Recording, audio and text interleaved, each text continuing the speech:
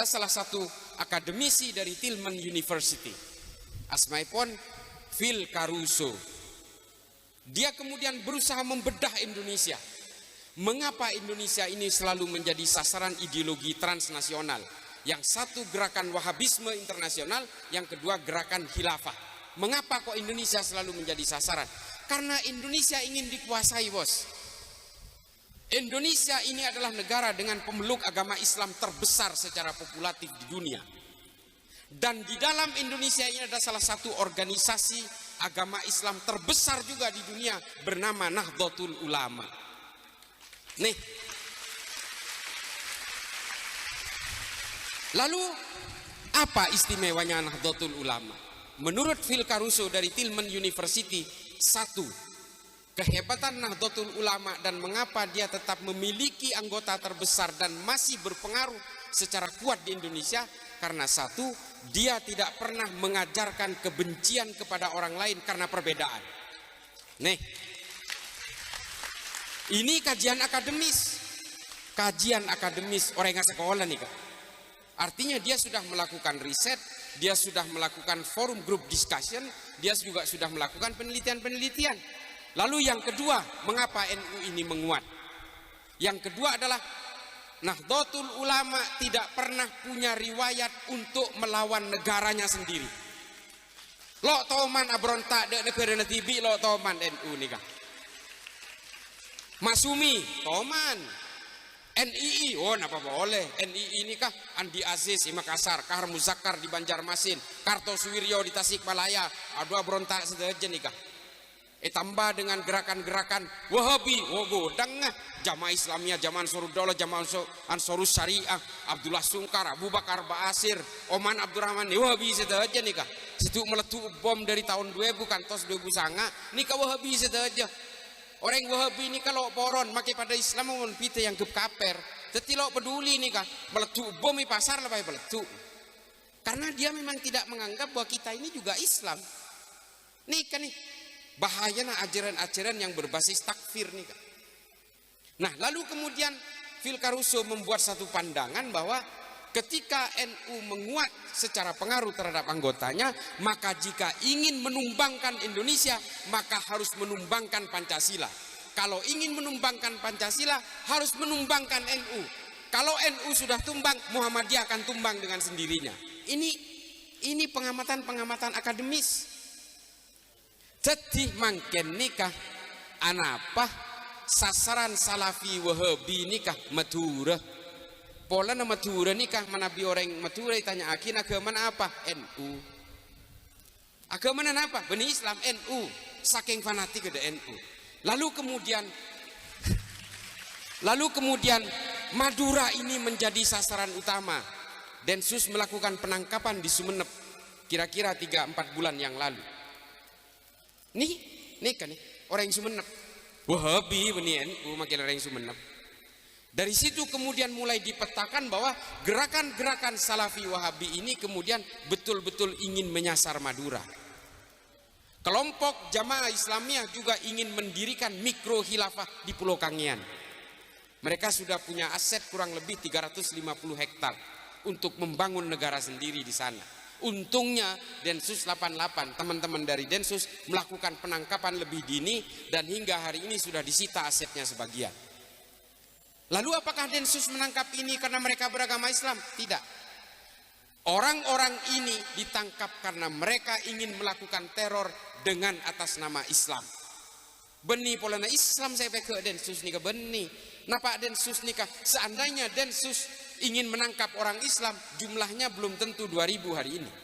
Densus melakukan penangkapan dari tahun 2000 hingga tahun 2022 ini jumlahnya kurang lebih 2039. Kalau Densus ingin menangkap orang Islam, jumlahnya nggak segitu, ratusan juta pasti, atau puluhan juta. Tapi yang ditangkap ini adalah orang-orang yang berusaha menunggangi Islam untuk melakukan aksi-aksi kebencian dan kekerasan. Tujuannya apa? Menumbangkan negara ini. Tujuannya apa? Supaya mengganti berbagai tatanan-tatanan politik di negara ini, sehingga apa kemudian? Sehingga seluruh orang Indonesia ini bisa disamakan dengan dia. Tidak boleh lagi ada perbedaan. keinginan-keinginan supremasis dan ingin menghomogenkan seluruh orang Indonesia ini memang tipikal dari kelompok-kelompok Khawarij. Kata siapa ini? Kata Ibnu Khaldun dalam Al-Muqaddimah. Suatu bangsa, ini terakhir, suatu bangsa dalam perspektif Islam kata Ibnu Khaldun itu adalah berdasarkan kesepakatan bersama. Banyak nih kah, menabi insya Allah tres-antre harus mecah. Nika kitab Ibnu Khaldun Al-Muqaddimah nika estona buku pendahuluan. Kitab aslinya nika Al-Ibar. Cuma lebih terkenal Al-Muqaddimah. Kenapa? Al-Muqaddimah ini dicuplik oleh berbagai pemikir-pemikir Eropa, John Maynard, John Locke, Adam Smith. Ini semua menggunakan pemikiran dari Ibnu Khaldun yang kemudian merumuskan demokrasi ini. Jadi demokrasi ini dirumuskan berdasarkan saripati pemikiran-pemikiran Ibnu Khaldun dalam Al-Muqaddimah. Konsep-konsep bela negara juga orang-orang Eropa mengambil dari Islam. Salah satunya adalah salah seorang filsuf dari Jerman bernama Jürgen Habermas. Dia mengeluarkan teori Verfassung Patriotismus. Ini diambil dari pemikiran-pemikiran Abu Bakar Ahmad Ad-Dinawari dalam Al-Mujalasah wa Jawahirul Ilm. Nih, bangga punten sampean Islam katinika. Harusnya bangga. Karena apa? Kemudian kita kehilangan kebanggaan-kebanggaan itu karena kita melupakan ilmu pengetahuan. Nih kan nih, bede kitab tepes selekor halaman senoles nih ke Odi Habib Ali Al-Jufri, Al-Insania Qoblat Tadayyud, Humanity Before Religiosity. Nih ke kitab nih ke cek saya nah. Lo kira baca sampean. Padahal kitab ini kan teng-entengan nih kan. Ngajarin manusia supaya lo beci ke manusia lain. Nah, pola ada Bu Habib Ali Al-Jufri, manusia dengan segala perbedaan ini adalah sunnatullah. Allah menghendaki kita berinteraksi dan saling mengenal dalam perbedaan dalam suatu konsep yang bernama konsep li ta'arufu.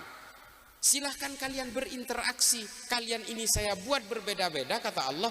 Karena supaya apa? Supaya kalian saling mengenal satu sama lain.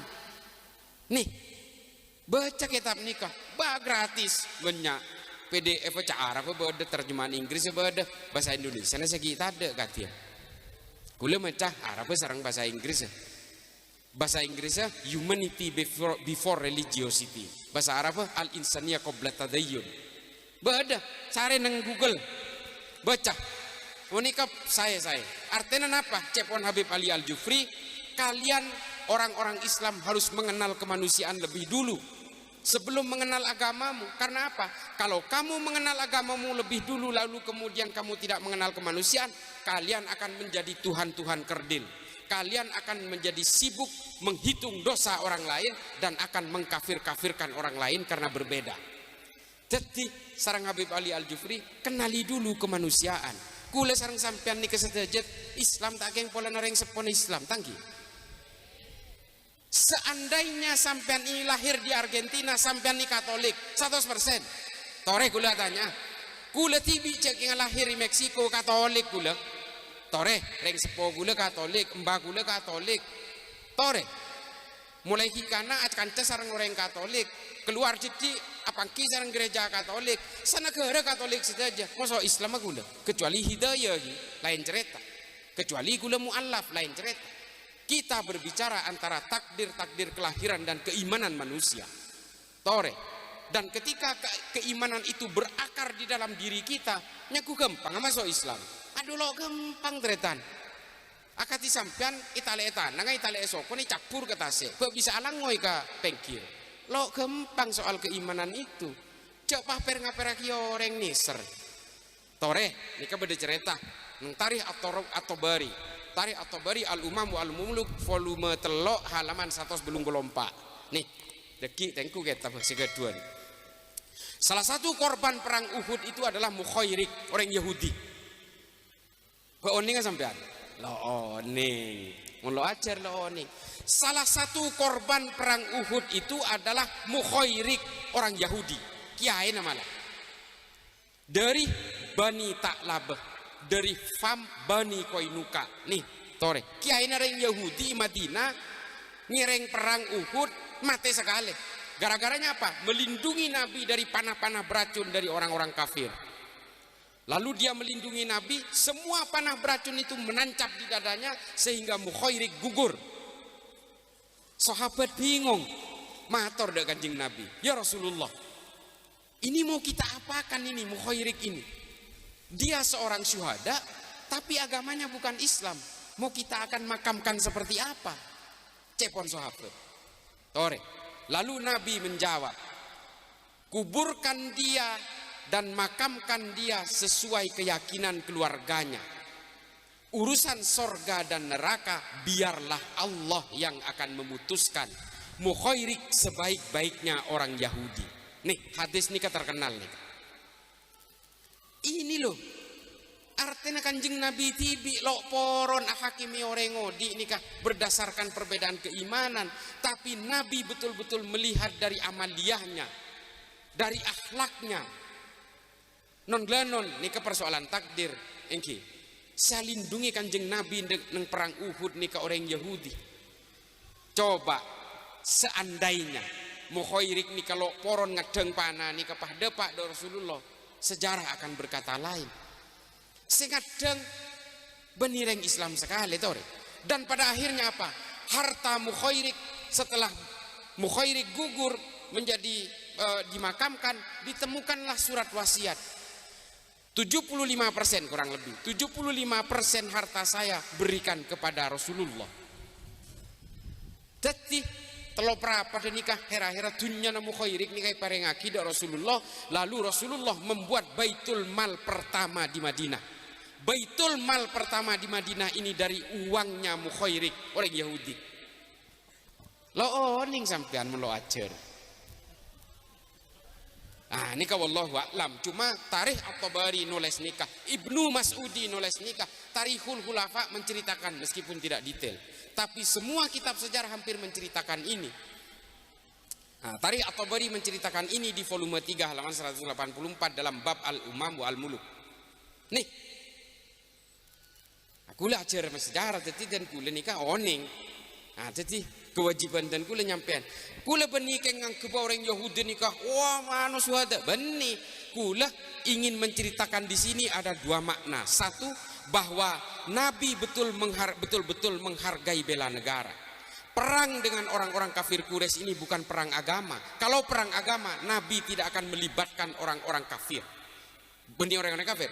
Nabi tidak akan melibatkan orang-orang Yahudi dan orang Nasrani. Tapi karena ini adalah perang bela negara, maka Nabi mewajibkan kepada siapapun, agamanya apapun, sukunya apapun, nikah bela negara. Nah, orang yang bela negara tidak ada dalilnya dalam Islam, pah bitak matana. Baca sejarah nikah. Baca bola nah. Nikah ni dalil nih. Makanya ajar mungkin karo ilmu ki rek kering lejen dia anu kan lejen dia sengkek. Kula cek saking ngate, menceng orang. Bela negara itu ada dalam Islam dan tertuang jelas dalam Piagam Madinah. Nabi Muhammad ingin berbagi dalam kemakmuran, dalam bahagia maupun duka. Makanya ketika diserang oleh orang-orang kafir Quraisy, Madinah ini kemudian Nabi mewajibkan siapapun harus terlibat dalam perang. Termasuk orang Nasrani, termasuk orang Yahudi. Makanya Mukhairik nikah ngereng neng perang Uhud. Perang Uhud nikah hari Sabtu ternyata. Hari Sabtu. Bagi orang Yahudi, hari Sabat itu adalah hari suci, lo ingin keluar dari compong. Tapi Mukhairik merasa bahwa ini kewajiban dari Rasulullah, dia keluar rumahnya, pergi berperang bersama Rasulullah. Tore. Ini orang Yahudi. Makanya Nabi Muhammad mengatakan kepada para sahabat, urusan surga dan neraka biarlah Allah yang memutuskan. Soal pemakaman silahkan urus sesuai dengan keyakinan keluarganya. Nih pah mangken keng polan lo atahlilan kaferak polan nasi atahlilan kaperak kitore. Maksud dan kula dak nikah kula lo per ngaperakina lo la nyalakina ajaran Salafi Wahabi. Kalau saya menyalah-nyalahkan ajaran Salafi Wahabi, saya tidak ada bedanya dengan mereka ketika mereka menyalah-nyalahkan kita. Saya hanya ingin mengatakan bahwa silahkan anggap tafsir-tafsir yang dianut itu adalah kebenaran mutlak, silahkan. Tapi jangan pernah mengkafir-kafirkan orang yang berbeda. Nikah nih, koncina beda nikah. Semateti teroris yang pola seper ngaperaki orang nikah. Anapa orang Wahabi nikah rata-rata jadi teroris. Anapa teroris nikah 100% orang Wahabi? Karena apa? Dia terlalu gampang mengkafir-kafirkan orang lain yang berbeda. Le jadi panjenengan saja nikah kule sarang sampean nikah mustahil lo mungkin lo bidah sidik jari apa ini nih polan-polan nih manusia nang atas bumi sidik jarinya tidak ada yang sama. Inilah bukti bahwa setiap manusia itu pasti berbeda. Makanya orang yang tidak bisa menghargai perbedaan, dia betul-betul akan mengkhianati sunatullahnya. Lo bisa sidik jari kita kule sarang kiai sarang keikon nikah bidah. Kula la taruh setretanan kember cek kember lada bitena tetap sidik jarinya tidak akan sama. Nih kan nih, itulah bukti bahwa Allah ini maha kaya dengan membuat segala perbedaan itu. Lalu kemudian karena perbedaan itu paiper kaperakit. Wah polan saya mau lodon, wah jika aja bid aja cek gampang. Padahal bid'ah terhadap maulidan itu dibuat oleh ulama-ulama pesanan Ibnu Saud. Pasti yakin nih gula. Mun bade siapan tanika bekta buku nah gula bekta buku gia. Ngoncem nih mobil nih. Setengah mobil buku gula. Mulai dari secak Arab sampai ke secak Inggris komplit gula. Cek ngatu orang leer, ngatu ilmu mangken. Akati Imam Ghazali patang debat sarang Ibnu Rus, tahafud al-falasifah, ilaban sarang tahafud at-tahafud. Nikah Abul A'la al-Ma'ari pit sampidan sarang Imam An-Nawawi pit sampidan lebat buku mangkana lambe buku nikah arkena tergantung bereng sajan berek sajan larang. Karena apa? Islam itu punya tradisi-tradisi diskusi keilmuan bukan perang. Mangken nikah menabi bidah dikafirkan. Kalau ada orang yang menyuarakan sesuatu yang berbeda dipenggal lehernya, gantung, bunuh. Nih mangken kasih nikah. Padahal tradisi Islam tidak seperti itu. Buku melawan buku, pemikiran melawan pemikiran. Imam Ghazali sudah membuktikan perdebatan antara Jalaluddin Rumi dengan Tabrizi terjadi, tapi kemudian selesai dengan konsep-konsep tauhid dan keimanan. Nih kan nih, perbedaan-perbedaan itu harus diselesaikan dengan diskusi-diskusi keilmuan. Sampean insya Allah menabi setomande Arab de Mekah dan Madinah. Nikah keton dibi berde siapa jeng nih kalau asal dekep. Berdesia sedekep, berdesia sholat di sambil nyosoyanang, macam-macam model lah. Dan mereka semua mengaku benar, dan mereka semua mengaku Islam. Tore, daging mas sampean. Munpah setiap orang yang berbeda dengan saya ini kemudian dianggap bukan Islam. Orang semasjidil haram nih patah saja bisa sampean. Ini loh, kenapa mereka tidak menyadari itu semua? Saya tidak ingin menyalahkan mereka, tapi kalian jangan menyalahkan saya. Kita semua meyakini apa yang diyakini sebagai yang benar. Kula anoraka akhir yang Kristen. Bisa sampean yang Kristen yang kula anoraka akhir kula juga. Pada bi kula yang ke orang Kristen nikah bakal masuk neraka. Hak lillah masuk neraka pelan beni Islam. Tapi orang Kristen kan ngangkep nikah juga ndak kula. Cek orang Kristen Islam aja masuk neraka aja sharing orang Islam dia. Pada keimanan dan keyakinan itu akan berlaku seperti itu. Kita ini bukan penganut agama, kita ini penganut tafsir-tafsir agama. Nih, tore, lah yakinin di sampean. Sampean mau tanya Islam nikah agama apa? Islam. Pasti tanya yakin Muhammadiyah apa NU. Kilo mazhab nikah. Mazhab apa? Maliki, Hanafi, Hambali. Tanya juga. Syafi'i. Kilo mazhab manhajnya apa? Syiah, Sunni, wala sebarang. Ijtihadan apa? Abdullah bin Bas, Al Utsaimin, Ibnu Taimiyah, Imam An-Nawawi, wala sebarang banyak. Leh, nikah kan tafsir-tafsir saja. Jadi jangan kemudian atas nama tafsir kita mengkafir-kafirkan orang lain. Orang Salafi Wahabi nikah ngakoh ajarannya paling otentik dengan Nabi Muhammad. Tak peper ngaperaki orang. Padahal Nabi Muhammad nikah hijrah ke Madinah, dia langsung mengakomodasi semua manusia dengan segala perbedaan suku dan agamanya dengan hak dan kewajiban yang sama. Manabi neng dalam kampus-kampus disebut Nabi itu adalah motor moderat pada zamannya. Menjaga equalizing right and obligation. Nah, nikah cepon. Nikah kajian akademis dari Scott Atran dalam Talking to the Enemy. Jadi Nabi Muhammad itu adalah orang paling moderat pada zamannya. Oleh apa? Ketika hijrah ke Madinah, Nabi membuat kesepakatan bersama yang disebut dengan Piagam Madinah, dan Nabi menghargai hak dan martabat manusia tanpa melihat latar belakangnya. Nabi mendamaikan konflik berpuluh-puluh tahun, berabad-abad antara suku Aus dan Khazraj. Nabi mendamaikan orang Yahudi dan orang Kristen yang berebut pemungut pajak dari kerajaan Persia. Ini kayak pedamai sarang Nabi, termasuk mendamaikan orang-orang pribumi dan orang pendatang yang kemudian kita sebut dengan kaum muhajirin dan kaum ansor. Nikah kanjeng Nabi sangat moderat. Nabi lo teman ada pita aki suku agama. Sepenting ada situng dalam situng negara seanyamah Madinah sebelumnya Yasrib. Nikah Nabi nikah. Lalu kemudian hari ini ada orang yang tiba-tiba datang mengkafir-kafirkan kita semua dan mengaku ajarannya paling orisinil, paling otentik dengan Nabi Muhammad. Sementara dirinya masuk ke sini, masuk ke Indonesia dengan mengkafir-kafirkan orang yang berbeda. Benih Nabi sekali, ada bina-bina nikah. Makanya saya sering mengatakan ajaran Salafi Wahabi ini bukan otentik dengan Nabi Muhammad, tapi lebih otentik dengan Muhammad bin Abdul Wahab. Kelero, buntong lain. Nih kan nih, ngaku otentik dengan Nabi Muhammad, mengaku, tapi tidak ada moderat-moderatnya. Moderat itu apa? Yang paling terakhir, para santri, para sepuh, para masyayikh, para kiai, nikah. Moderat itu adalah mengembalikan agama sesuai fungsi kelahirannya. Napa?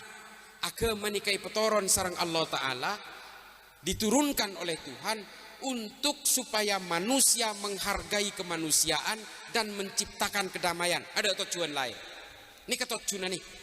Dari situ kemudian manusia diinginkan oleh Allah untuk berakhlak mulia, membangun transendental hablum minallah, dan membangun keseimbangan dengan sesama manusia hablum minan nas. Sehingga apa? Islam ini sebagai agama terakhir, agama penyempurna dari agama-agama sebelumnya, menjadi agama yang bisa menjadi rahmat bagi seluruh isi alam semesta. Komplit ini ketujuan agama. Benih pah kun per ngaperaki, benih pah mateen orang sepita. Ini bukan moderasi, bukan tujuan agama. Mungkin kalau sampean nikah dengan beragama kemudian menjadi benci kepada siapapun orang yang berbeda, lo usaha agama nikah. Maka orang ateis, orang komunis, orang lo percaya ke pangeran bisa kati nikah. Fungsi agama adalah membangun kemanusiaan dan menciptakan kedamaian. Itu moderasi agama. Moderasi agama ini kemudian kita kenal dengan orang-orang wasato, orang-orang wasatiyah, orang-orang middle path, garis tengah, lo ke kanan, lo ke kacer. Pokok lepah mececer ke pangeran, mececer ke ajaran-ajaran Rasulullah, ajaran-ajaran untuk menghargai perbedaan-perbedaan. Karena perbedaan suku, perbedaan agama, perbedaan bangsa, ini semua adalah sunnatullah. Nih kan nih, konsepnya apa? Li ta'arofu. Mangken nih orang Salafi Wahabi ngaramaki menabi akan sareng orang selain. Orang termasuk orang Kristen lo lega kanca Jepon. Dari kiimat ore, kancana kanjing Nabi tibi berdese Kristen. Banyak oning sampean. Kanjing Nabi oning nulis sorat de biara. Biara ini pun juga orang Kristen. Neng daerah Aleppo, neng Suriah, neng Syam. Soratin. Melindungi orang-orang pelarian orang Islam dari Madinah untuk dibunuh oleh orang kafir. Nikah kanjeng Nabi nyon tolong kerajaan neng Abyssinia, neng Afrika. Nikah orang apa? Orang Kristen. Agama hari ini dan negara hari ini tidak bisa dihindari, pasti memerlukan keterlibatan antara orang lain dan negara lain. Nih, Taliban contohnya. Taliban itu kemudian ketika menguasai Kabul, dengan bangganya dia mengatakan, sayalah penegak khilafah Islamiyah paling terakhir dari Khurazan. Wah, nih kan nih, bangga. Hari ini apa? Setelah dia mengalami keterpurukan, tidak bisa menghidupkan listrik 24 jam karena dia kehilangan uang, kehilangan berbagai komoditi dan logistik. Sekarang mereka ngemis-ngemis kepada Cina dan Rusia untuk meminta bantuan. Hera ngemis kareng pergi ya. Itu fakta hari ini. Khilafah terodia neng Indonesia. Pah tero mandiri dengan khilafah akan makmur. Amun ada bantuan negara lain senon khilafah lo bisa odi tretan. Akati Taliban nang Afghanistan nih. Mangken ngemis ke Rusia sareng Cina. Pah ngakwa khilafah bisa memakmur. Tidak. Negara itu adalah kesepakatan bersama yang menurut Ibnu Khaldun sistem al-asobiyah. Kesepakatan bersama, kohesi sosial. Nah ini kan nih, Lalu Indonesia ini apa? Indonesia ini sudah khilafah karena ada 17.000 pulau, beratus-ratus suku, beratus-ratus bahasa yang kemudian menyatu menjadi satu al-asobiyah yang bernama Pancasila, dan kemudian Indonesia ini adalah khilafah, khilafatul Indonesia. Al-asobiyahnya apa? Asyuranya apa? Pancasila. Ini sudah komplit sesuai dengan perspektif Islam, sesuai konsepnya Abu Bakar Ahmad Ad-Dinawari, sesuai konsepnya Ibnu Khaldun dalam Al-Muqaddimah, dan juga sesuai konsep-konsep kenegaraan modern. Semuanya kemudian terakselerasi menjadi satu perekat yang bernama Republik Negara Kesatuan Republik Indonesia. Nah nih, toreja negara nikah. Kita tolak semua ajaran-ajaran yang justru mengajarkan kita permusuhan dan kebencian.